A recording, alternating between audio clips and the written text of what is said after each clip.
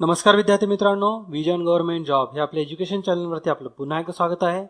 आजच्या या लेक्चरमधून आपण मार्च मंथमधले जे करंट अफेअर आहेत, जे सगळ्यात महत्त्वाचे आहेत असे कंप्लीट करतोय. तर आपण याच्यामध्ये जास्त करंट अफेअर हे टेक्निकल रिलेटेड जे सायंटिफिक आहेत किंवा जे नवीन नवीन शोध लागलेत आणि जे सायन्स अँड टेक्नॉलॉजीशी जास्त रिलेट करतात, तर अशा प्रकारचे करंट अफेअर आपण कव्हर करतोय. तुमच्या येणाऱ्या सगळ्या एक्झाम्समध्ये हे सगळे महत्त्वाचे आहेत. तर बरेचसे क्वेश्चन्स तुम्हाला एक्झाममध्ये दिसू शकतात, त्याच्यामुळे व्यवस्थित हे सगळे पॉईंट्स नोट डाऊन करा. तर वेळ न वाया घालवता लेक्चरची सुरुवात करूया. तर आपली पहिली न्यूज आहे ती म्हणजे सूर्यकिरण ही एक मिलिटरी एक्सरसाइज आहे जी की भारत आणि नेपाळ या दोन देशांदरम्यान होते आणि ही याची 11वी एडिशन होते. ओके, तर आपण आपलं जे युद्ध अभ्यास नावाचं एक लेक्चर बघितले, त्याच्यामध्ये सगळे मिलिटरी एक्सरसाइज जे दोन देशांमध्ये होतात ते कव्हर केलेत.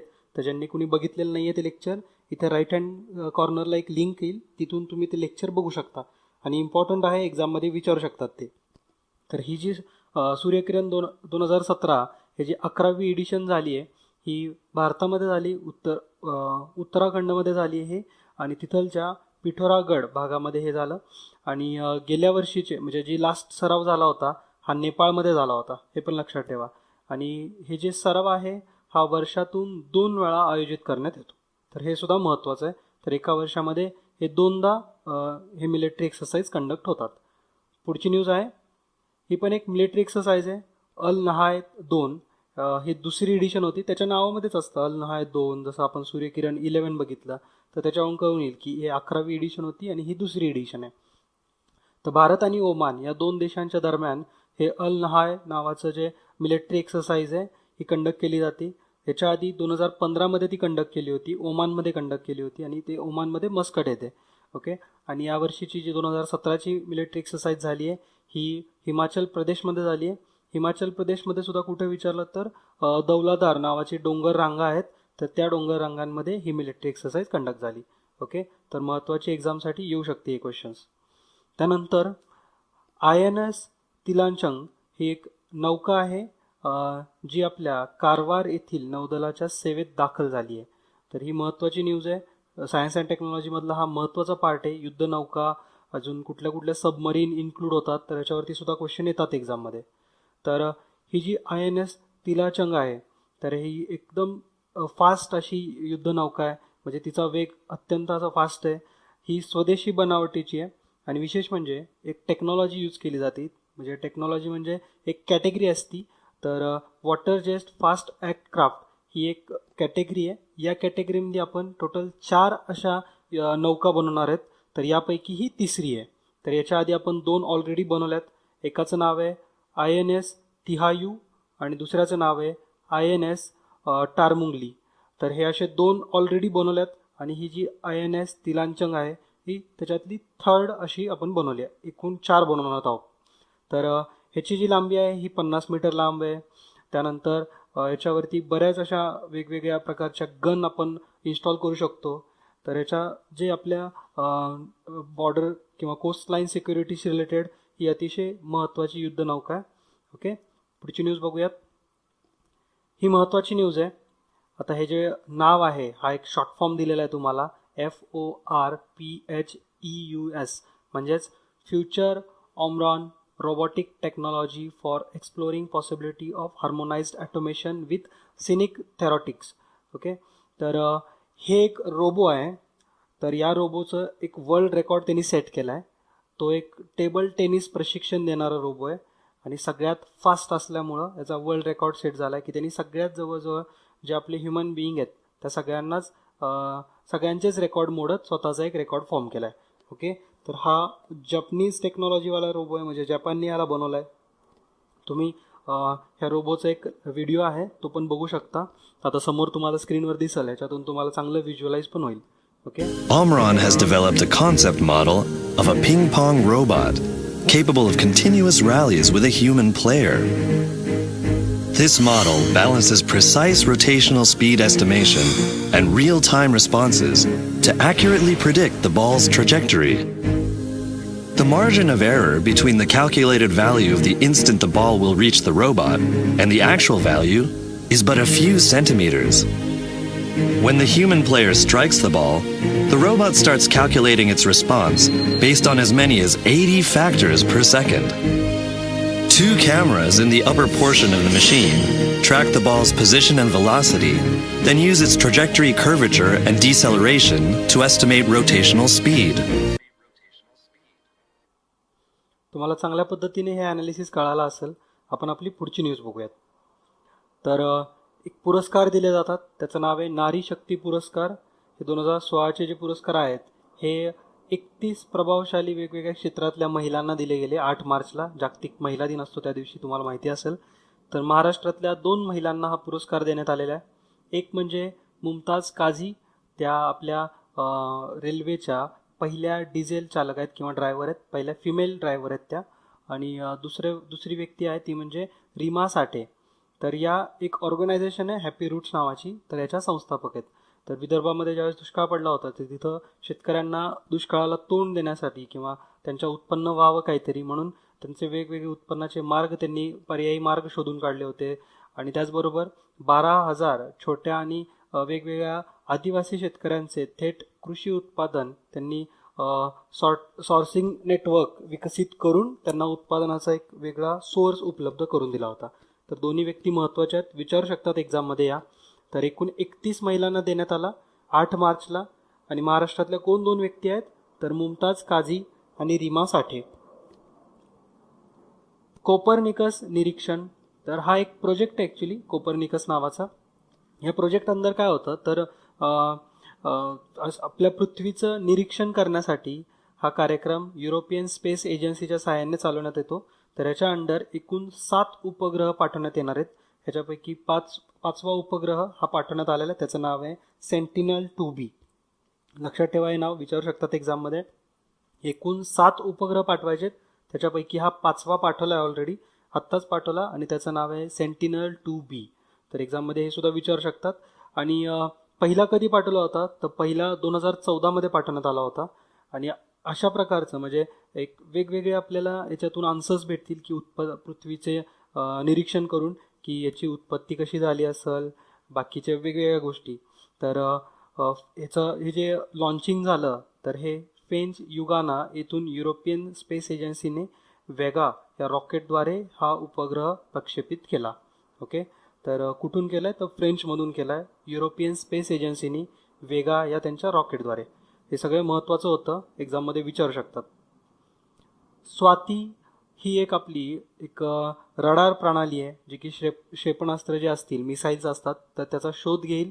आणि म्हणजे जे 50 किलोमीटरच्या रेंजमध्ये कुठल्याही प्रकारचं जरी मिसाईल आलं तरी ते आपल्या रडारवरती डिटेक्ट होईल.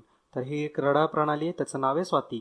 तर ही कुणी डेव्हलप केली आहे तर DRDOनेच केली ऑब्वियस आहे. DRDOच्या electronics and radar development establishment, तर यांनी ही रडार प्रणाली विकसित केली आहे. महत्त्वाचं याचं नाव लक्षात ठेवा, स्वाती. पुढची न्यूज बघू आपण. INS कलवरी. तर INS कलवरी ही एक प्रोजेक्ट 75 मधली एक आपली जहाज आहे. आणि हे क्षेपणास्त्र व्यवस्थित वाहून सुद्धा घेऊन जाऊ शकतं किंवा क्षेपणास्त्र भेदी जहाजभेदी क्षेपणास्त्र हे यशस्वीपणे आत्ताच आपल्या ह्याची चाचणी करण्यात आली. तर अशा प्रकारचे 6 स्कॉर्पियन कॅटेगरीमधले आपण जहाजं बनवणं बाकी आहे. तर ह्याच्यातला हा पहिलाच प्रोजेक्ट आहे हा. तर प्रोजेक्ट 75 तर प्रोजेक्टचं नाव आहे. INS कलवारी हे त्याच्यापैकी पहिलं जहाज आहे. ह्याची कॅटेगरी कुठली आहे तर स्कॉर्पिओ कॅटेगरी आहे. अशा एकूण प्रोजेक्ट 75 मध्ये 6 वेगवेगळ्या स्कॉर्पिओज आपण बनवणार आहेत. ओके, पुढची न्यूज बघू आपण. भारताचे जे चंद्रयान होतं, चंद्रयान-1 होतं ते, तर ते रिसेंटली नासाला सापडले इन द सेन्स नासा असं म्हणतंय की ते चंद्राभोवतीच फिरते. आपण हे चंद्राच्या दिशेने सोडलं होतं, हे फेल गेलं होतं. आपण चंद्रावरती पाठवणार होतो, मात्र नंतर आपला कॉन्टॅक्ट तुटला होता, त्याच्यामुळे ते जे चंद्राची आउटर ऑर्बिट आहे त्याच्यामध्येच फिरत राहतंय असं नासानी सांगितलंय. तर एकदम छोटा असं आहे, 1.5 मीटरचं ते असं एक क्यूब आहे. तर ते सध्या नासाला सापडलंय. ओके, तर हे शोधण्यासाठी कुठली टेक्नॉलॉजी किंवा कुठलं रडार वापरलं आहे ते महत्त्वाचं आहे. तर प्लॅनेटरी रडार याचा वापर करून हे जे आपलं चंद्रयान होतं ते उडकलं आहे. तर त्याचं नाव आहे प्लॅनेटरी रडार. ओके, मंगळावरती शहर स्थापन करण्याचा किंवा शहर बसवण्याचा प्रयत्न सुद्धा आता सुरू होतोय. त्याच्या संदर्भात एक मीटिंग पण झाली आहे, एक कॉन्फरन्स झाली आहे. तर UAEची ही योजना आहे. तर 2017पर्यंत मंगळावरती पहिले शहर बसवण्याची योजना आहे. ह्याची एकदम हे जाहीर करून टाकलं UAEनी. तर UAE आणि असे बरेचसे देश याच्यामध्ये मीटिंग झाली. एकूण 138 देशांनी याच्यामध्ये भाग घेतला होता. वेगवेगळ्या 6 अशा इंटरनॅशनल ऑर्गनायझेशनसुद्धा त्याच्यामध्ये होत्या. वेगवेगळ्या टेक्नॉलॉजिकल ज्या कंपनी आहेत त्या सगळ्यासुद्धा इन्क्लूड झाल्या होत्या. तर ही मीटिंग दुबईमध्ये पार पडली आणि आता आपल्याला काही दिवसामध्ये मंगळावरती सुद्धा शहर बघायला भेटू शकतं. ओके, म्हणजे आपण मंगळावरती सुद्धा आपलं पॉप्युलेशन किंवा तिथं सुद्धा आपण प्रदूषण वगैरे सगळं सुरू करू. पुढची न्यूज आहे महत्त्वाची. ही तुम्हाला जोड्या लावामध्ये दिसू शकते. क्रिकेट अवॉर्ड्स येथे. तर विराट कोहलीला रिसेंटली पॉली उमरगर हा पुरस्कार देण्यात आलेला आहे. यांनी सलग 4 कसोटी मालिकांमध्ये त्यांनी 200s केले होते. त्याच्यामुळे हे अवॉर्ड त्याला देण्यात आलं आहे. त्यांनी T20 then ODI taste match या सगळ्या फॉर्मॅटमध्ये सगळ्यात जास्त रन बनवलेत भारताकडून आणि BCCI तर्फे हा अवॉर्ड देण्यात येतो. तर सगळ्यात महत्त्वाचं आहे आंतरराष्ट्रीय म्हणजे जो सर्वोत्तम आंतरराष्ट्रीय क्रिकेटपटू असेल किंवा जो खेळाडू असेल त्याला हा अवॉर्ड BCCI तर्फे देण्यात येतो. ओके, तर यावर्षी भेटला आहे विराट कोहलीला आणि हा पुरस्कार त्याला टोटल 3ऱ्यांदा भेटतोय. तर आणि अजून एक पुरस्कार आहे, त्याचं नाव आहे दिलीप सरदेसाई पुरस्कार. हा R अश्विनला देण्यात आलेला आहे आणि R अश्विनला हा पुरस्कार 2दा देण्यात आलेला आहे आणि 2दा भेटण्याला हा पहिलाच खेळाडू ठरला. म्हणजे हा अवॉर्ड 2दा देण्यात आलेला R अश्विन हा पहिलाच खेळाडू आहे. महत्त्वाचं आहे त्याच्यामुळं. आणि जे पुढे दिसतात तुम्हाला हे एवढे इम्पॉर्टंट नाही आहेत. फक्त तुम्हाला जर एकदा नोट डाऊन करायचे असतील तर करू शकता.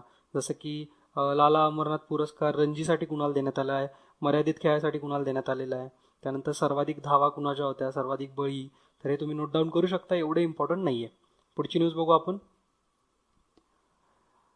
एक गुड न्यूज द्यायला लागली की 26 आठवड्यांची रजा जे विधेयक होतं म्हणजे ज्या प्रेग्नंट विमेन आहेत तर यांच्यासाठी 26 आठवड्यांची रजा मंजूर झालेली आहे. हे विधेयक पास झालेलं आहे.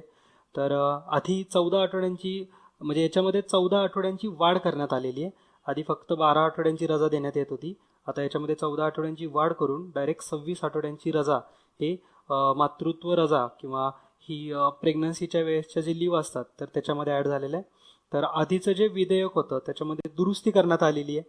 त्या विधेयकाचं नाव इम्पॉर्टंट आहे मातृत्व कलाब अधिनियम 1961. तर या विधेयकामध्ये दुरुस्ती करून आता 26 आठवड्यांची रजा करण्यात आलेली आहे. तर याचा एकूण लाभ 18 लाख महिलांना होणार आहे.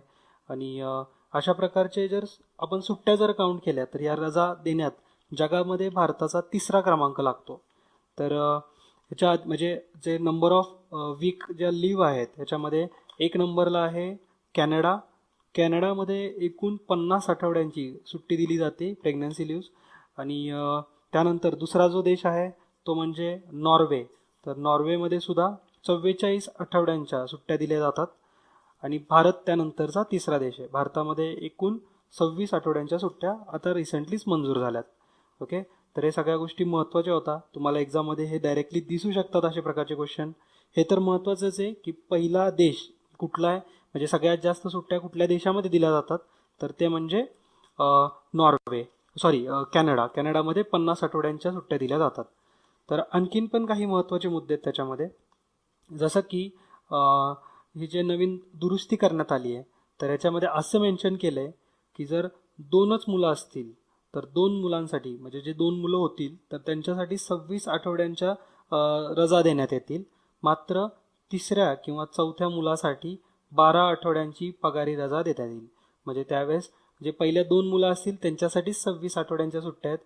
त्यानंतर 3रा किंवा 4था झालं तर त्याला फक्त 12 आठवड्यांचीच परवानगी देण्यात म्हणजे 12 आठवड्यांच्या सुट्ट्या देण्यात येतील. आणि ह्या पेड लीव असतात सगळ्या. त्याचे पैसे पण घरी बसून भेटत राहतात. आणि त्यानंतर आणखीन एक महत्त्वाचं आहे ते म्हणजे जे 3 महिन्याहून कमी वयाचे बाळ दत्तक घेणार आहेत तर अशा महिलांना सुद्धा 12 आठवड्यांच्या रजा ह्या पेईंग रजा असतात तर पगारी रजा देण्यात येतील. हे पण महत्त्वाचं आहे. 3 महिन्याहून कमी वयाचं जे बाळ कोणी दत्तक घेईल तर त्या महिलांना सुद्धा 12 आठवड्यांच्या सुट्ट्या देण्यात येतील. तर हे महत्त्वाचे होते सगळे पॉईंट. तुम्ही व्यवस्थित लक्षात पण ठेवा आणि त्याला नोट डाऊन पण करा. पुढची न्यूज बघू आपण. भारत आणि इस्रायल यांच्यामध्ये क्षेपणास्त्र कराराला मंजुरी देण्यात आली आहे. तर कुठल्या दोन देशामध्ये असा क्षेपणास्त्र करार होतोय? तर भारत आणि इस्रायल. हे तुम्हाला डायरेक्टली तुमच्या ऑप्शन्समध्ये असं विचारू शकतात, क्षेपणास्त्र करार कुठल्या दोन देशांमध्ये होतोय? तर ऑप्शन वेगवेगळे असतील, भारत, इस्रायल, भारत, बाकीचे वेगवेगळे देश असतील. तर भारत, इस्रायल हे त्याचा आन्सर आहे. पुढची न्यूज. आता एक रिसेंटलीच एक रिपोर्ट आला आहे. तर शस्त्र आयात ह्याच्यामध्ये सगळ्यात जास्त म्हणजे आपण कुठला देश सगळ्यात जास्त शस्त्र विकत घेतोय गेल्या 5 वर्षांपासून? तर याचा एक रिपोर्ट बनवला आहे. स्टॉकहोम्स इंटरनॅशनल पीस रिसर्च इन्स्टिट्यूटने हा जो अहवाल आहे किंवा हा जो रिपोर्ट आहे हा प्रसिद्ध केला आहे. तर यानुसार भारत हा सगळ्यात जास्त शस्त्र आयात करतो. महत्त्वाची न्यूज ही, आणि ऑब्व्हियस आहे आपले हे तर आपण करणारच आहे, कारण आपल्याला असे वेगवेगळे दोन देश आहेत आपले शेजारी की ज्यांच्यापासून आपल्याला नेहमीच काही ना काही डेंजर असतो. तर त्यांच्यामुळे आपल्याला आपल्या देशाचं प्रोटेक्शन करण्यासाठी सगळ्यात जास्त शस्त्र आयात ती करायला लागणारच आहे. आपली सगळ्यात जास्त मोठी डेमोक्रेसी आहे चायना सोडलं तर चायनामध्ये ॲक्च्युली नाही आहेच त्याच्या प्रकारची काही, भारतातच आहे सगळ्यात मोठी. तर हा जो अहवाल आहे हा कुणी प्रसिद्ध केला आहे महत्त्वाचं आहे. तर स्टॉकहोम्स इंटरनॅशनल पीस रिसर्च इन्स्टिट्यूटने हा अहवाल प्रसिद्ध केलेला आहे. भारत हा 1 नंबरचा देश त्याच्यामध्ये बनला आहे. 2012-13ची जर आकडेवारी बघाल तर एकूण जे शस्त्र आयात झाले पूर्ण जगामध्ये तर याच्यापैकी 13% वाटा हा एकट्या आपल्या देशाचाच होता. ओके. आणि भारतानंतर सौदी अरेबिया, संयुक्त अरब अमिरेत म्हणजे UAE, चीन, तर हे 3 देश आपल्यानंतरचे आहेत. हे पण तुम्ही लक्षात ठेवा. तर कुठले कुठले 3 देश आहेत नंतर? सौदी अरेबिया, UAE आणि चायना. 2007 आणि 11चा जरी विचार केला आपण तरी त्यावेळेस सुद्धा आपण 1 नंबरलाच होतो. म्हणजे आपण सगळ्यात जास्त शस्त्र आयात खूप आधीपासूनच करतोय. तर महत्त्वाचं आहे हे ॲक्च्युली आपल्या वेगवेगळ्या रिलेशन्सच्या पॉईंट ऑफ व्ह्यूने सुद्धा महत्त्वाचं आहे. हे ज्यावेळेस तुम्ही जर UPSCचं प्रिपरेशन करत असाल तर हा सगळ्यात इम्पॉर्टंट क्वेश्चन बनतो यावर्षीचा. ओके. पुढची न्यूज बघू आपण. सोलार प्रोब्स प्लस नावाचं एक मिशन आहे जे की नासा कंडक्ट करते. आता सूर्यावरती सुद्धा जायच्या मोहीम बनवायचा प्रयत्न चालू आहे. तर 2018पर्यंत सूर्यावरती ह्युमनलेस किंवा मानवरहित रोबोटिक अंतरिक्ष यान पाठवण्याचा विचार करतोय नासा. तर त्यांची बरीच तयारी पण झाली त्या दृष्टीने. 2018मध्ये ते पाठवतील सुद्धा. आणि अशा प्रकारचं पहिलंच हे मिशन आहे जे की कुणी सूर्यावरती पाठवत असेल. ॲक्च्युली सूर्याचं जे सरफेस टेम्परेचर आहे हे खूप जास्त असतं. सरफेसवरती त्याचं टेम्परेचर 5500 डिग्रीच्या आसपास आहे. आणि जर सराउंडिंगचा विचार केला सूर्याच्या आजूबाजूला तर त्याचं 20 लाख डिग्री टेम्परेचर असतं, 20 लाख डिग्री सेल्सिअस. तर हेच अभ्यास करायचा ॲक्च्युली की सरफेसवरती temperature as compared to surrounding का कमी आहे किंवा सराउंडिंगवरचं temperature as compared to surface एवढ्या प्रमाणात कसं काय जास्त आहे. तर ह्याचा अभ्यास करायचा आहे. अजून बरेच प्रश्न आहेत त्याचे उत्तर आपल्याला या हे जे मिशन कंप्लीट झालं सक्सेसफुली तर भेटून जातील. तर जे आपलं यान असेल, जे नासाचं यान असेल, ह्याची जी कॅपॅसिटी आहे ही 1370 डिग्री सेल्सिअस एवढी, म्हणजे एवढं तो तापमान सहन करू शकतो. तर ते बऱ्याच लांब असेल सूर्यापासून. सरफेसवर तर ऑब्व्हियसली नसणारच आहे. सरफेसचं टेम्परेचरच 5500 डिग्री असतं आणि याची कॅपॅसिटी फक्त आहे 1370 डिग्री सेल्सिअस. आणि जर सूर्याचं तुम्हाला डायमीटर जर माहिती करून घ्यायचं असेल तर सूर्याचं डायमीटर सुद्धा तुम्ही जे सूर्याचं जे पृष्ठभागाचे जे डायमीटर आहे हा आय गेस की 60 लाख असं काहीतरी किलोमीटर एवढा आहे. तरी आय थिंक तो आकडेवारी माझ्याकडून चुकत असेल तर तुम्ही ते व्यवस्थित तुम्ही करेक्ट करा की सूर्याचा डायमीटर वगैरे किती आहे. तर एक्झाममध्ये तशा प्रकारचे पण 4 लायनर क्वेश्चन विचारला तर विचारू पण शकतात. ओके. तर पुढची न्यूज बघू आपण. पोएर जेट्स हे एक इम्पॉर्टंट न्यूज आहे. तुमच्या जी जी आपली RTOची एक्झाम आहे AMV आहे तर त्याच्यामध्ये हा प्रश्न बनू शकतो. टेक्नॉलॉजी रिलेटेड आहे आणि ह्या इंजिन क्षेत्राशी रिलेटेड आहे.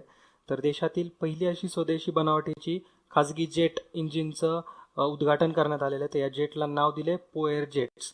तर खाजगी क्षेत्रात असं प्रकारचं स्वदेशी बनावटीचं इंजिन बनवण्याची क्षमता असलेला फक्त 3च देश आहेत आपल्या आधीचे, अमेरिका, युरोप, इस्रायल, आणि त्यानंतर आपला 4था क्रमांक लागतो भारताचा. ओके. तर पोएर जेट्स हे त्याचं नाव आहे. इम्पॉर्टंट आहे, विचारू शकतात एक्झाममध्ये. पुढची न्यूज बघू आपण. जे आपलं आयलँड आहे जिथं अंदमान निकोबारवरती हे आयलँड आहे जिथं आपल्या भारतातला एकमेव जिवंत असा ज्वालामुखी आहे. तर त्याचं नाव आहे बरेन आयलँड.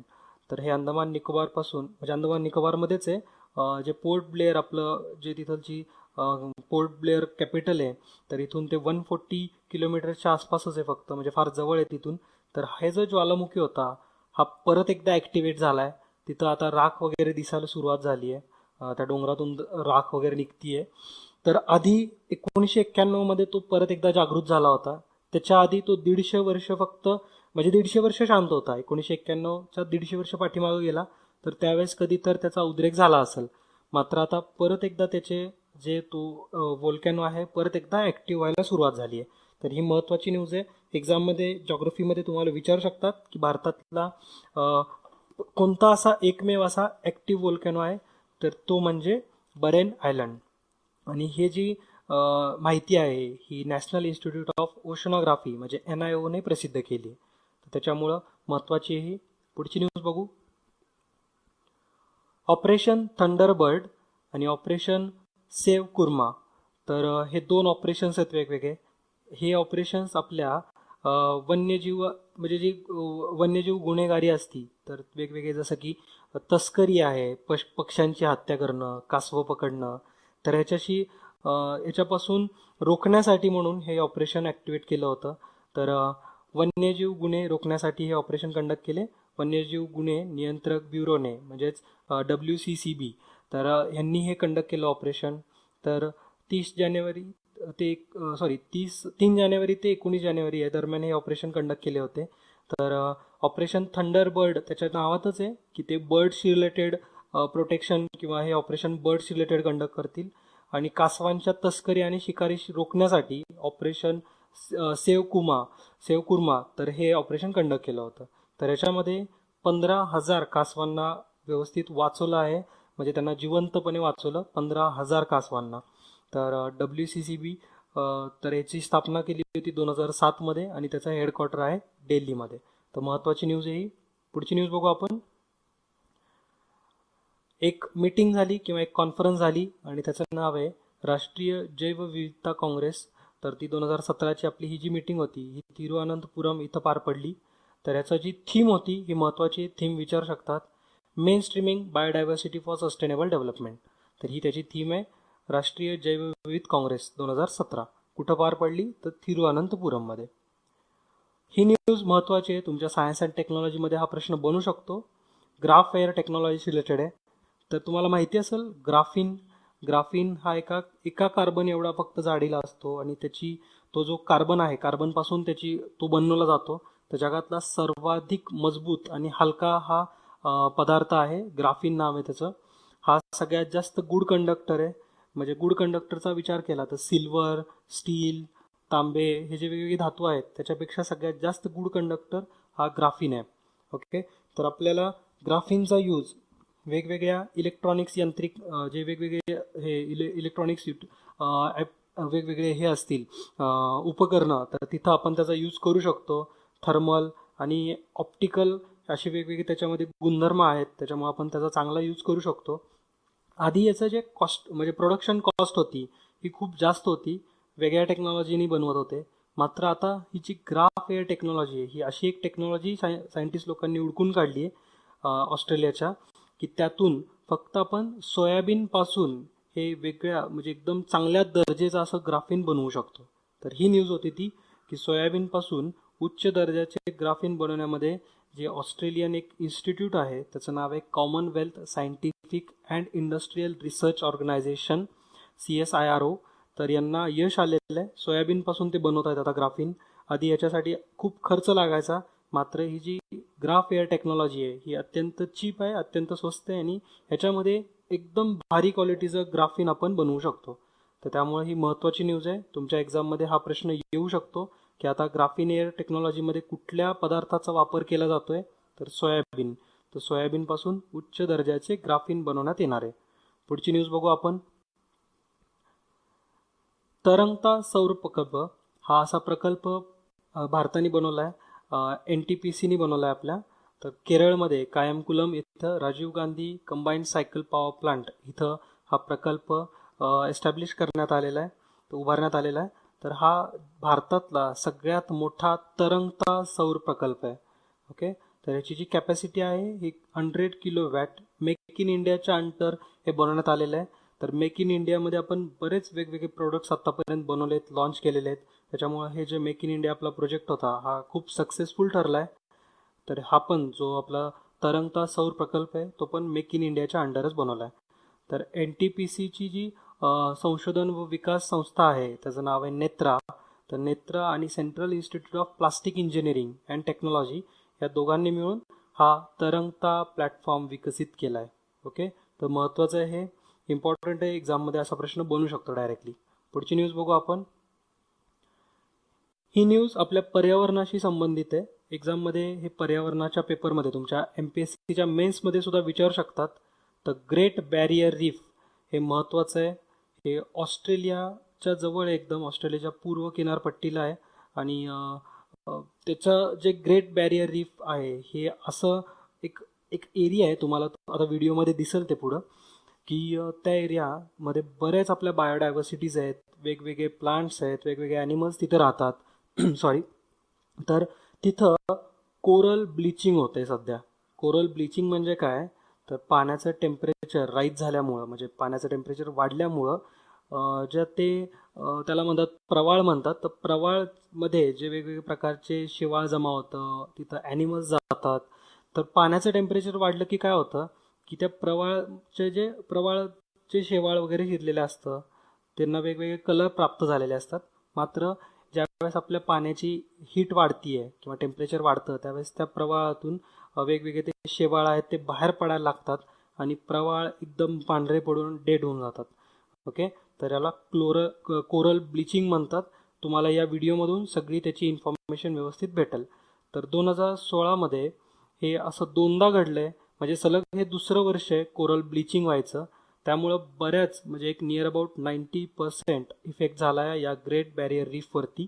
तर तुम्हाला कळलं आता, हे एक नॅशनल जॉग्रफीचा व्हिडिओ आहे, तर तुम्हाला समोर दिसेलच स्क्रीनवरती.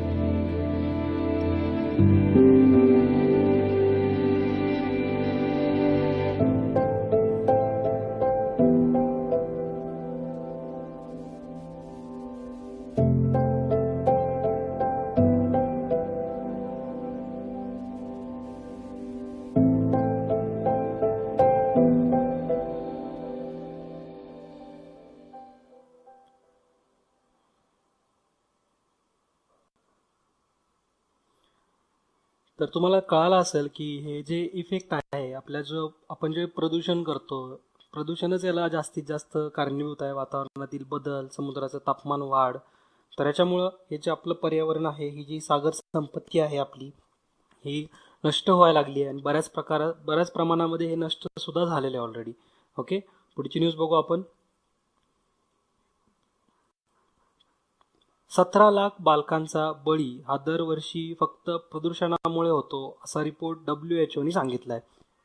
प्रदूषणामुळं असे जे 5 वर्षाखालील जे मुलं आहेत, असा दरवर्षी 17 लाख मुलांचा बळी होतो. प्रदूषणाला म्हणजे त्यालाच वेगवेगळे रिझन्स आहेत, जसं की हवा प्रदूषण, सतत जे स्मोकिंग करतात यांच्यासोबत राहणारे मुलं, तर हे सुद्धा मरू शकतात या प्रदूषणामुळंच. त्यानंतर दूषित पाणी आहे, त्यानंतर स्वच्छतेचा जे आपला अभाव असतो, म्हणजे सगळी एकदम घाण सगळीकडे पसरली असते. तर याच्यामुळं 5 वर्षाखालील मुलांच्या जीवाला फार धोका असतो आणि अशा प्रकारची 17 लाख मुलं हे दरवर्षी मरतात. तर हा एक रिपोर्ट होता, त्याचं नाव आहे इनहेरिटिंग सस्टेनेबल वर्ल्ड. तर या रिपोर्टमध्ये हा जो आकडा आहे हा सांगितण्यात आला आहे. तर हा report world health organisation organisation ज्याचं हेडक्वार्टर आहे जिनेवामध्ये त्यांनी डिक्लेअर केलं आहे. पुढची न्यूज बघू आपण. हे पण एक पर्यावरणाशी संबंधित आहे आणि स्टेट ऑफ ग्लोबल एअर 2016 असा एक रिपोर्ट आला आहे आणि त्या रिपोर्टमध्ये जगात सगळ्यात जास्त प्रदूषणामध्ये मृत्यू होण्याच्या संख्येमध्ये भारताचा दुसरा क्रमांक लागतो. सगळ्यात जास्त मृत्यू प्रदूषणामुळे चायनामध्ये होतात. चायनानंतर भारत हा दुसऱ्या क्रमांकाचा देश आहे. तर खूप डेंजर आकडेवारी ही.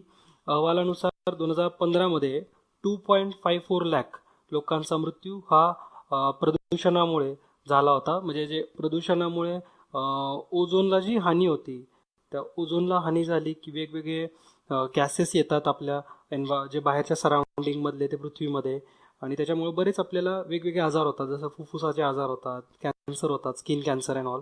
तर ह्याच्यामुळं बऱ्याच जणांचा 2.54 लाख एवढ्या जणांचा मृत्यू झाला आहे. तर ओझोन जे प्रदूषण आहे ह्याच्यामुळे म्हणजे आपण एका लेक्चरमध्ये बघितलं होतं की सल्फरचं प्रमाण जर वाढलं तर ओझोनचा लेअर आपल्या सरफेसच्या जवळ क्रिएट होतो आणि त्याच्यामुळे ओझोन आपल्या सरफेसच्या जवळ असेल तर तो एकदम हानिकारक आहे.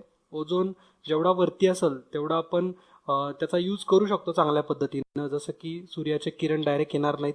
मात्र जर आपल्या सरफेस लेवलला जर ओझोन क्रिएट झाला तर it is very dangerous to our health. त्यामुळं भारताचा दुसरा क्रमांक लागतो जगात सगळ्यात जास्त मृत्यू होणाऱ्या लोकांमध्ये. ओके, पुढची न्यूज बघू आपण. देशभरात महाराष्ट्रातील शहरे जी आहेत ही सगळ्यात जास्त प्रदूषित आहेत असा पण एक रिपोर्ट आलाय. तर हे जे आपण 2-3 न्यूज बघितल्या ह्या सगळ्या तुमच्या पर्यावरणाच्या जो मेन्सचा पेपर असेल ह्याच्यामध्ये डायरेक्टली दिसू शकतात. ओके, तर देशात वेगवेगळ्या अशा 94 सिटींची यादी बनवण्यात आली आहे जी सगळ्यात जास्त प्रदूषित आहेत. तर यापैकी महाराष्ट्रातली 17 सिटीज आहेत. महाराष्ट्रामधल्या एकूण 17, त्याच्यामध्ये ऑब्व्हियसली मुंबई आहे, नवी मुंबई आहे, पुणे सुद्धा आहे, उल्हासनगर, बदलापूर असे वेगवेगळे शहरं आहेत. तर महाराष्ट्रातली एकूण 17 आहेत. 2011 ते 15 या काळामध्ये जे प्रदूषण झालं होतं तर ह्याच्याशी संबंधित रिपोर्ट आहे हा. तर केंद्रीय प्रदूषण नियंत्रण मंडळानं हा रिपोर्ट आणि हे जे सर्वेक्षण आहे हे एकूण वेगवेगळ्या 17 सिटीजवरती हवेतलं जे पर्टिक्युलेट मॅटर जे PM असतं PM10 तर ह्याचा वेगवेगळा अभ्यास करून हा रिपोर्ट सादर करण्यात आला आहे. तर महाराष्ट्रानंतर उत्तर प्रदेशचा दुसरा नंबर लागतो. उत्तर प्रदेशमधल्या एकूण 15 सिटीज प्रदूषित आहेत. त्यानंतर पंजाब, त्यानंतर हिमाचल प्रदेश. ओके, पंजाबमधल्या 8 आहेत, हिमाचल प्रदेशमधल्या 7. तर पहिली 4 राज्य तुम्ही लक्षात ठेवा, महाराष्ट्र, उत्तर प्रदेश, पंजाब आणि हिमाचल प्रदेश. पुढची न्यूज बघू आपण. 8 मार्चला जागतिक महिला दिन साजरा झाला. तर वेगवेगळ्या अशा जे इंडियन एअरलाइन्स किंवा एअर इंडियाच्या ज्या वेगवेगळ्या फ्लाईट आहेत तर अशा 10 पेक्षा अधिक ठिकाणांना जोडणाऱ्या फ्लाईटचं जे कंट्रोल होतं ते हे सगळं कंट्रोल आणि तिथलचे जे सगळे कर्मचारी होते हे महिला कर्मचारी होते. तर ही महत्त्वाची गोष्ट आहे. तर महिलांनी पुढाकार घेऊन हा पूर्ण आंतरराष्ट्रीय किंवा जागतिक महिला दिन होता हा साजरा केला. तर कुठल्या एअर फ्लाईटच्या तर एअर इंडिया तर यांनी एकूण म्हणजे सगळ्या जे स्टाफ होता 100% फक्त महिलाच होत्या. तर याची जी थीम होती इंटरनॅशनल विमेन्स डे 2017ची जी थीम होती ती होती बी बोल्ड फॉर द चेंज. महत्त्वाची थीम एक्झाममध्ये विचारू शकतात आणि अशा प्रकारचे प्रश्न येणं हे साहजिकच आहे एक्झाममध्ये. एक्झाममध्ये जर अशा प्रकारचा क्वेश्चन विचारला नाही तर म्हणजे हे जे विमेन एम्पॉवरमेंट आहे ह्याच्याशी संबंधित असल्यामुळं हा प्रश्न एक्झाममध्ये विचारणारच. ओके, फार कमी चान्सेस आहेत न विचारायचे. तर पार्श्वभूमी आपण पहिल्यांदा बघून घेऊयात की हे जे इंटरनॅशनल विमेन्स डे होता हा कसा सुरू झाला काय. तर सगळ्यात पहिल्यांदा 28 फेब्रुवारी 1909ला हा न्यूयॉर्कमध्ये पहिला महिला दिन साजरा करण्यात आला होता. हा जागतिक लेवलचा नव्हता, हा पहिला होता फक्त. 1910मध्ये म्हणजे पुढच्याच वर्षी कोपनहेगनमध्ये इंटरनॅशनल विमेन्स कॉन्फरन्समध्ये जर्मनीच्या जे जो 2 सोशलिस्ट व्यक्ती आहेत त्यांचं नाव आहे लुईस झिट्स आणि क्लारा झेटकिन. तर ह्या 2 ज्या व्यक्ती आहेत यांनी पुढाकार घेऊन आंतरराष्ट्रीय महिला दिन साजरा करण्याचा प्रस्ताव मांडला होता आणि त्यानुसार 1911च्या 19 मार्चला जगातला पहिला महिला दिन साजरा करण्यात आला. तर ही हिस्टॉरिकल बॅकग्राऊंड महत्त्वाचं आहे. 3-4 लायनरमध्ये विचारतात हे. तर कुठल्या कुठल्या देशांमध्ये साजरा करण्यात आला होता तर ऑस्ट्रेलिया, जर्मनी, स्वित्झर्लंड आणि डेन्मार्क या 4 देशाच्या एकूण 10 लाख महिला याच्यामध्ये सामील झाल्या होत्या. ओके, किंवा 10 लाख लोकांनी याच्यामध्ये सहभाग नोंदवला होता. 19 मार्च 1911ला पहिल्यांदा हा जागतिक म्हणजेच आंतरराष्ट्रीय महिला दिन हा साजरा करण्यात आला होता 19 मार्च 1911ला. त्यानंतर 1914 मध्ये 8 मार्च पासून हा जागतिक महिला दिन साजरा करण्याला सुरुवात झाली. तर 1914 मध्ये पहिल्यांदा 8 मार्चला सेलिब्रेट करण्यात आला. मात्र 1911च्या 19 मार्च पासूनच या इंटरनॅशनल विमेन्स डेला सुरुवात झाली. ओके, आणि कुठले 2 व्यक्ती होत्या ज्यांच्या म्हणजे जे सोशलिस्ट होते ते म्हणजे लुईस झिट्स आणि क्लारा झेटकिन. तर हे पण तुम्ही नावं लक्षात ठेवायची. पुढची न्यूज बघू आपण. एक भाषा आहे जिला पश्चिम बंगाल सरकारने अधिकृत भाषेचा दर्जा दिलाय. तर ती भाषा आहे कुडुक. तर कुडुक नावाची भाषा आहे जी धोक्यात असलेली म्हणजे धोक्यात असलेल्या भाषांमध्ये एक आहे ती. तर कुडुक या भाषेला पश्चिम बंगाल सरकारचा अधिकृत भाषा दर्जा प्रदान केली आहे. ओके, तर पश्चिम बंगालच्या एक रिजन आहे त्याचं नाव आहे द्वार. तर द्वार प्रांतात ओराओन तर या आदिवासी जमाती ही भाषा बोलतात. आणि ही जी कुडुक आहे ही मूळची द्रविड भाषाची एक छोटीशी पोट भाषा आहे. तर युनेस्कोनी हिला एक दर्जा दिलेला आहे. म्हणजेच जी धोकादायक परिस्थितीमध्ये भाषा असतात तर असा दर्जा युनेस्कोनी दिलेला आहे तिला. ओके, तर कुठली भाषा आहे ती? कुडुक भाषा आहे. आणि याच्या आधी सुद्धा 2003 मध्ये झारखंड सरकारने याच भाषेला आणि तिच्या लिपीला अधिकृत दर्जा दिला होता. तर महत्त्वाची न्यूज आहे ही, एक्झाममध्ये विचारू शकतात. कुठली आदिवासी जमात आहे जी ही भाषा बोलती? तर ओराओन. कुठल्या प्रांतामध्ये आहे? तर पश्चिम बंगालच्या दोवार प्रांतामध्ये आहेत. पुढची न्यूज बघू आपण. ही न्यूज महत्त्वाची आहे, तुमच्या एक्झाममध्ये विचारू शकतात डायरेक्टली. तर लिपस्टिक अंडर माय बुरखा हा जो पिक्चर आहे याला बॅन करण्यात आलेला आहे. आपल्या जे सेन्सर बोर्ड आहे यांनी याला बॅन केलेलं आहे. तर विचारू शकतात याचे निर्माते कोण आहेत, दिग्दर्शक कोण आहेत? तर त्याचे निर्माते आहेत प्रकाश झा, दिग्दर्शक आहेत श्रीवास्तव. आणि हे जे मूवी आहे ह्याला का सेन्सर बोर्डनी बॅन केलं तर त्यांनी सांगितले की स्त्रियांची चुकीची प्रतिमा समाजामध्ये दाखवली जाते. तर ह्याचा ट्रेलर बघितला होता मी. तर सेन्सर बोर्डनी याला सर्टिफिकेट द्यायला नाकारले. म्हणजे सर्टिफिकेट्स म्हणजे काय असतात तर एक 4 वेगवेगळे सर्टिफिकेट दिले जातात censor board through. You certificate दिले जातं, UA सर्टिफिकेट दिलं जातं, A आणि S. तर यू म्हणजे कसं असतं की सर्व वयोगटातल्या सगळ्याच वयोगटांना हा पिक्चर म्हणजे तुम्ही बघू शकता. यू म्हणजे सगळ्यांना ओपन असतो हा. UA म्हणजे काय असतो तर जे 12 वर्षाची जी मुलं आहेत किंवा मुली आहेत म्हणजे 12 वर्षाचे जे लहान आहेत तर ते फक्त त्यांच्या पालकांसोबतच हा पिक्चर बघू शकतात. समजलं? तर UA म्हणजे काय तर 12 वर्षांचे जे खालील मुलं आहेत हे फक्त ते पिक्चर बघू शकतात. कधी? तर त्यांचे पालक सोबत असतील तरच. A सर्टिफिकेट तर माहिती आपल्याला अडल्ट असतं म्हणजे फक्त केवळ अडल्ट जणांसाठीच ते पिक्चर तुम्ही बघू शकता. आणि S सर्टिफिकेट म्हणजे काय असतो सपोज म्हणजे काहीतरी ऑपरेशनशी रिलेटेड आहे म्हणजे सपोज कुठलं तर हार्ट सर्जरी वगैरे आहे तर ते अशा प्रकारचा पिक्चर असेल तर तो फक्त विशेष कॅटेगरीमध्येच किंवा विशेष कॅटेगरीच्या लोकांनाच फक्त दाखवला जातो. म्हणजे फॉर एक्झाम्पल डॉक्टर्स. तर अशा प्रकारचे पण पिक्चर्स असतात त्याला S certificate censor board through दिले जातात. ओके, मात्र याच्यापैकी कुठलं सर्टिफिकेट लिपस्टिक अंडर माय बुरखाला दिलं नाही आणि त्याला नाकारलं होतं. म्हणजे त्याचं प्रकाशन जे रिलीज होतं ते सगळं थांबवलं होतं इंडियामध्ये. मात्र हा जो पिक्चर आहे हा बाकीकडं पण म्हणजे बाकी बऱ्याच देशांमध्ये तो रिलीज झाला आणि त्याला वेगवेगळे अवॉर्ड सुद्धा देण्यात आलेत. स्पिरिट ऑफ एशिया अवॉर्ड दिला आहे त्या पिक्चरला. अजून बरेच आहेत. तर बऱ्याच वेगवेगळ्या फेस्टिवल्समध्ये त्याला अवॉर्ड देण्यात आलेला आहे. तर आपल्यासाठी महत्त्वाचं हेच होतं की कुठला मूवी आहे रिसेंटली की ज्याला बॅन केलं आहे तर तो म्हणजे लिपस्टिक अंडर माय बुरखा. त्याचे निर्माते प्रकाश झा. आणि जे तुम्हाला सर्टिफिकेट सांगितले ते कॅटेगरी एखाद्या वेळेस जोड्या लावामध्ये विचारू शकतात. ओके, आणि जे आपलं सेन्सर बोर्ड आहे ऑब्व्हियसली त्याचं जे हेडक्वार्टर आहे तर मुंबईला आहे. 1950-51च्या आसपास त्याची स्थापना करण्यात आली होती. ओके, तर पुढची न्यूज बघू आपण. एक प्रकल्प आहे भारत आणि जागतिक बँक याच्या दरम्यान याच्यासाठी करार झाला आहे. तर त्या प्रकल्पाचं नाव आहे तेजस्विनी तर 63 दशलक्ष डॉलरचा हा करार झालेला आहे.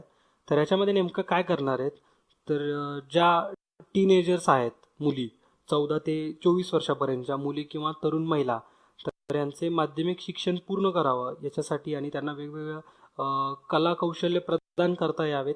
तर याच्यासाठी हा प्रोजेक्ट आहे. झारखंडमधील 17 जिल्ह्यांमध्ये राबवण्यात येतोय सध्या. तर याच्यासाठी 6,80,000 महिलांचा याच्यामध्ये समावेश झाला या प्रोजेक्टमध्ये.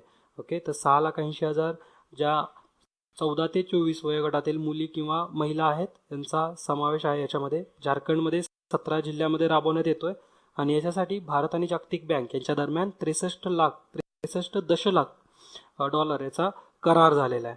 ओके, पुढची न्यूज बघू. एक राहत नावाचं म्हणजेच Rajasthan heart attack treatment program, तर त्याचं नाव आहे शॉर्ट फॉर्म राहत. तर याचं उद्घाटन करण्यात आलं. वसुंधरा राजे ज्या राजस्थानच्या मुख्यमंत्री आहेत तर त्यांच्या हस्ते याचं उद्घाटन करण्यात आलेलं आहे. तर हृदयविकारापासून म्हणजे हार्ट अटॅकपासून वाचवणं हाच त्याचा उद्देश असेल. याच्यासाठी वेगवेगळे ट्रीटमेंट करणं. हा जो प्रकल्प ॲक्च्युली हा प्रायव्हेट ऑर्गनायझेशननी स्टार्ट केलेला आहे. त्याचं नाव आहे international heart care centre hospital. तर या हॉस्पिटलनी हा प्रकल्प सुरू केला होता राजस्थानमध्येच. तर त्याला आता चांगल्या स्केलमध्ये गव्हर्नमेंटसुद्धा प्रोत्साहन देत आहे. तर अशाच प्रकारचा आता प्रोजेक्ट तामिळनाडूमध्ये सुद्धा होणार आहे. तर पहिलं राज्य कुठलंही राहत सुरू करणार तर ते म्हणजे राजस्थान आणि दुसरं असेल ते तामिळनाडू. ओके, पुढची न्यूज बघू आपण. डॉक्टर नीलू रोहमेता, तर या ज्या डॉक्टर आहेत या Indian institute of management Sirmaur, तर याच्या पहिल्या महिला संचालक बनल्यात. ओके, म्हणजे पहिल्या फिमेल डायरेक्टर आहेत त्या डॉक्टर नीलू रोहमेता. जम्मू विद्यापीठाच्या त्या रेक्टर राहिल्या होत्या आधी जम्मू विद्यापीठाच्या. डॉक्टर नीलू रोहमेत्रा यांचा आता सध्या हिमाचल प्रदेशमधील सिरमौर, तर हे जे IIM जे आहे Indian institute of management Sirmaur, तर इथं डायरेक्टर पदासाठी निवड झालेली आहे. महत्त्वाची आहे कारण ह्या पहिल्या महिला संचालक आहेत. ओके, IIMच्या पहिल्या महिला संचालक आहेत. एक्झाममध्ये हे प्रश्न विचारू शकतात. पुढची न्यूज बघू. तारक मेहता, जी तुम्ही सिरियल बघता, याचे जे लेखक आहेत त्यांचं नावच आहे तारक मेहता. तर यांचं रिसेंटलीच निधन झालं. तर ते गुजराती साहित्यिक होते. मार्च 1971 पासून त्यांनी एक सिरीज लिहिली होती किंवा त्यांचा एक लेखस्तंभ असायचा. त्याचं नाव होतं दुनिया ना अंधा चष्मा. तर ह्याचंच नाव आहे तारक मेहता का उल्टा चष्मा. तर ही जी त्यांचा स्तंभलेख होता तर ह्याच्यावरतीच बेस्ड आहे हा पूर्ण तारक मेहता का उल्टा चष्मा सिरीज. आणि यांना पद्मश्री पुरस्कार सुद्धा 2015 भेटला होता. वेगवेगळे बरेच पुरस्कार आहेत त्यांच्या नावावरती. आणि ते जे एक प्रजातंत्र दैनिक होतं तर त्याचे उपसंचालकपदी किंवा उपसंपादकपदी सुद्धा ते होते. साहित्य त्यांनी वेगवेगळे बरेच लिहिलेत, जसं की दुनिया ने अंधा चष्मा आपण ते बघितलं. त्यानंतर 9 आकाश 9 धरती, तारक मेहता का उल्टा चष्मा जे आहे हे या दोन्ही बुक्सवरतीच बेस्ड आहे. त्यानंतर तारक मेहतांना अंधा चष्मा, तारक मेहतांना टुपुडू हे वेगवेगळ्या भाषेतलं त्यांनीच लिहिलेलं आहे. ओके, म्हणजे गुजरातीमध्ये पण त्यांनी लिहिले आहे आणि त्यांचं ट्रान्सलेशन पण वेगवेगळ्या भाषांमध्ये झालेलं आहे. ओके, तर महत्त्वाचं आहे त्या व्यक्तीचं नाव आहे तारक मेहता आणि त्यांना पद्मश्री पुरस्कार 2015 सुद्धा देण्यात आला होता. पुढची न्यूज बघू आपण. हे एक लेखक आहेत, त्यांचं नाव आहे गोमतिकीय. तर महाबळेश्वर सैल यांना 2015चा सरस्वती सन्मान पुरस्कार देण्यात आलेला आहे. त्यांच्या एक कोकणी भाषेमधला त्यांची कादंबरी आहे, त्याचं नाव आहे हावठण. तर या हावठण या कादंबरीसाठी त्यांना पुरस्कार देण्यात आलेला आहे. सरस्वती सन्मानाच्या जे वेगवेगळी यादी असती याच्यामध्ये समाविष्ट करण्यात आलेले हे पहिले कोकणी लेखक आहेत. ओके, 1965च्या युद्धात पंजाबमधील हुसेनवाला येथे जे लष्कराने कामगिरी केली होती तर या कामगिरीची जी कथा आहे त्याचं नाव आहे तरंगण. तर या कथासंग्रहासाठी त्यांना 1963 सुद्धा साहित्य अकादमी पुरस्कार देण्यात आला होता. ओके, तर महत्त्वाचं आहे, एक्झाममध्ये विचारू शकतात. पुढची न्यूज बघू आपण. ब्राह्मोस सुपरसोनिक जी क्रूज मिसाईल आहे याच्याबद्दल आपण थोडक्यामध्ये माहिती जाणून घेऊयात कारण एक्झाममध्ये हे येण्याचे चान्सेस खूप जास्त आहेत. तर ह्याचं रिसेंटलीच टेस्ट करण्यात आली. तर चांदीपूर जे ओडिशामध्ये आहे इथून त्याची टेस्ट झाली. तर ब्रह्मोस जे क्षेपणास्त्र आहे याच्याबद्दल आपण माहिती जाणून घेऊयात. ब्रह्मोस एरोस्पेस हा जो एक प्रोजेक्ट आहे तर या प्रकल्पाद्वारे डिझाईन व विकसित करण्यात आले त्याला. ओके, तर ब्रह्मोस एरोस्पेस तुम्ही वेबसाईट पण त्याची अवेलेबल आहे, तुम्ही बघू शकता जाऊन. फायर अँड फॉरगॉट हे त्याचा सिद्धांत आहे.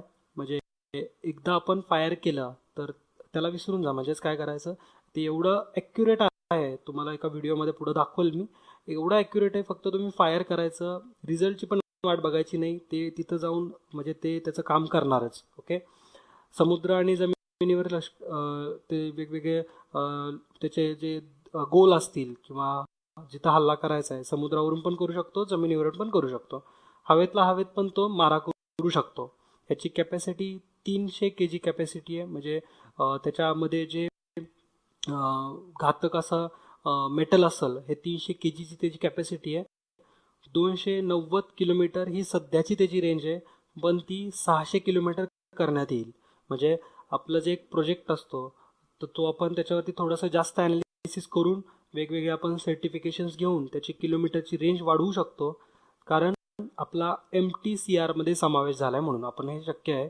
कारण MTCR जे आहे हे वेगवेगळं असे जे मिसाईल्स असतील, मिसाईल टेक्नॉलॉजी असतील ह्याच्या डेव्हलपमेंटमध्ये लक्ष देतं. तर आता सध्याची त्याची रेंज आहे 290 किलोमीटर, मात्र ती पुढं वाढवून 600 किलोमीटर एवढी करणार आहे. तर MTCR बद्दल आपण थोडीशी माहिती जाणून घेऊयात.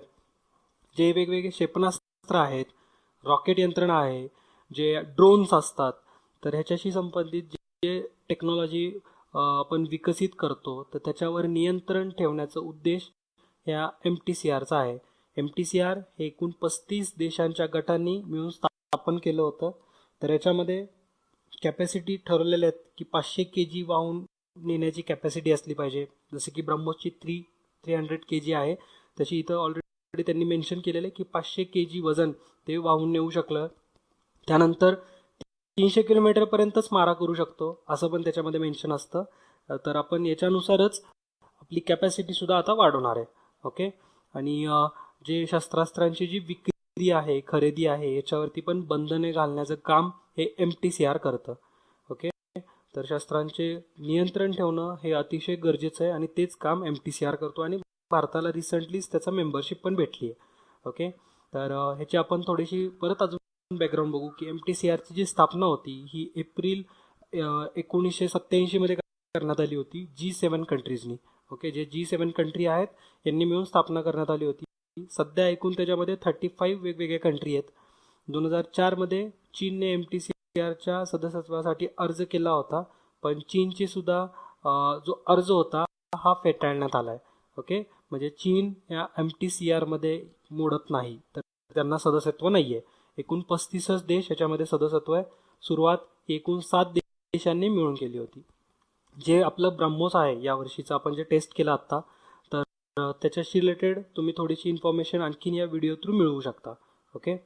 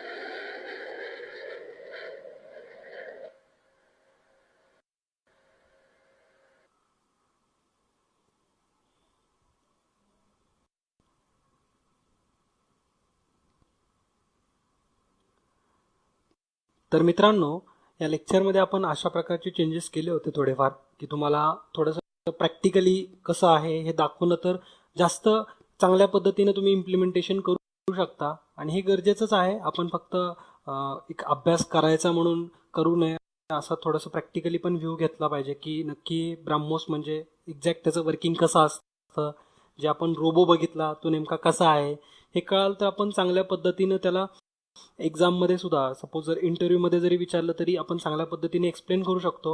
आणि कुणाला जरी आपण सांगायचं झालं तर आपण त्याला आणखीन इम्प्रेसिव्ह वेमध्ये आपण करू शकतो त्याला.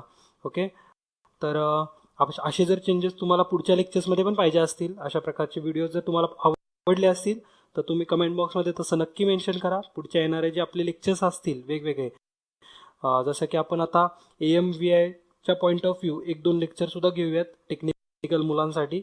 ओके, तर तिथं सुद्धा आपण 2 स्ट्रोक 4 स्ट्रोक इंजिनचं वर्किंग वगैरे ते पण डिस्कस करूया. तर तिथं सुद्धा आपण अशा प्रकारचे व्हिडिओज तुम्हाला अवेलेबल करून देऊ.